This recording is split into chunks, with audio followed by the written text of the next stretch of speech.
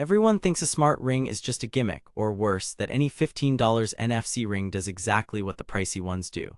But here's the thing with NFC rings: antenna design and materials are everything, because real-world read reliability is the difference between a slick tap and go and awkwardly rubbing your hand on a phone like you're trying to polish it.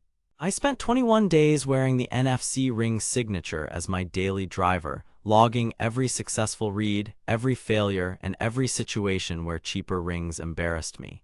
And what I discovered flips the usual value equation on its head. You'll see it in the footage: real taps, real locks, real phones, and not a single staged shot. Before we dive into what I discovered, if you're already thinking this could solve a daily annoyance and want to snag the best price, the link's below. But hang tight, because a couple of caveats could save you from buying the wrong ring for your setup. Here's why I even needed this. I wanted frictionless actions without pulling out my phone or carrying extra fobs, share my contact card at events, trigger smart home scenes when I walk in, and unlock an NFC cabinet lock in my studio. I tried stickers on my phone, a key fob, and a bargain NFC ring. The stickers peeled in a week, the fob was another thing to forget, and the cheap ring, inconsistent reads, chipped finish, and it failed the one time I needed to open my locker after a workout. I wanted something I could wear 24/7, shower with, and forget about until I needed it. I was skeptical about paying extra for the signature, but I also knew most NFC magic dies at the altar of poor antenna tuning, especially in a tiny ring form factor.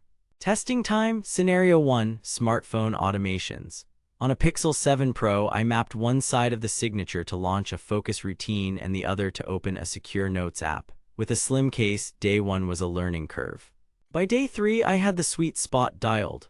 Over 300 taps, I logged a 92% first-try success rate and 99% within 2 taps. But then I tested a $20 ring I bought on Amazon. 68% first try, multiple dead zones, and it sometimes failed entirely through the same case. On an iPhone 13, background tag reading kicked in near the top edge. The signature averaged around 85% first try when the screen was on. With the screen off, you still need to wake it. That's iOS, not the ring. Still, the signature outperformed the budget ring by a wide margin.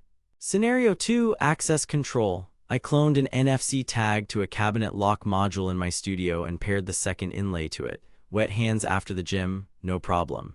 The ceramic build is water resistant and reads were consistent even with light moisture. Over 2 weeks, 110 unlock attempts, 106 first try opens. But then I took it to a co-working space with a proprietary card system.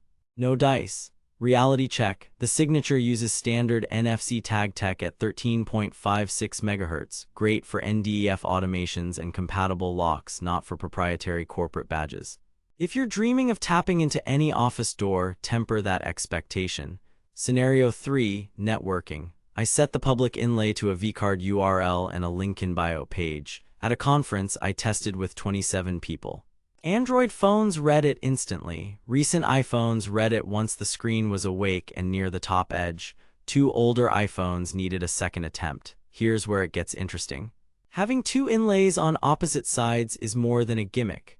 I kept personal automations on one side and public info on the other, which meant I never accidentally triggered a home routine while trying to share a contact. The cheap ring, one small inlay, smaller antenna, and you could feel the red window was tiny. Scenario 4, Durability and Comfort. The signature's ceramic body is hypoallergenic and genuinely scratch-resistant. I banged it on barbells, tiled counters, and a laptop palm rest. 0 visible scratches on the ring, minor scuffs on metal surfaces I hit. But then the trade-off: ceramic is tough but brittle. Drop it on stone from height and you could crack it. Also, thick cases or MagSafe rings can reduce red range. On a chunky case, first try success dipped into the mid-70s until I took the case off. Worth noting if you love armored cases. The reveal: the premium you pay for the NFC Ring Signature buys you consistency. My most surprising finding was how much the larger, well-tuned inlays shrink the dance you usually do to get a read. Over 1,000 total scans, I averaged 90% first try on Android, 83–86% on iPhone with the screen awake, and nearly 99% within 2 taps on both.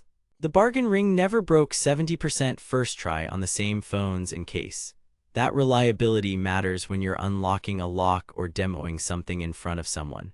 I also discovered that the two-inlay design is a big deal for real use. Public versus private separation reduced accidental triggers and made DMOS faster, compared to alternatives. Payment rings exist, but the signature is not a payment ring. If you want tap to pay, look elsewhere and expect stricter bank and region support. If you want automation, contact sharing, and NFC-enabled locks, the signature is in a different league than basic tags and budget rings. Too good to be true? No, you still need to learn each phone's sweet spot, except that iOS requires the screen awake and know that proprietary access systems won't magically accept it. But once dialed in, it's dependable. Now that you know the signature's real edge is reliable reads and dual inlay practicality, you'll want to grab your size before the popular ones vanish. I'll put the best current deal in the description, and stick around after you buy. I'll pin my exact automation templates so you can copy them. Bottom line, the NFC Ring Signature is worth the extra if you care about consistency, comfort, and a clean two-inlay setup. Android power users, makers, and anyone running NFC-enabled locks will love it. iPhone-only casuals who expect it to unlock devices or do payments should pass. If you're just curious, try a cheap tag first.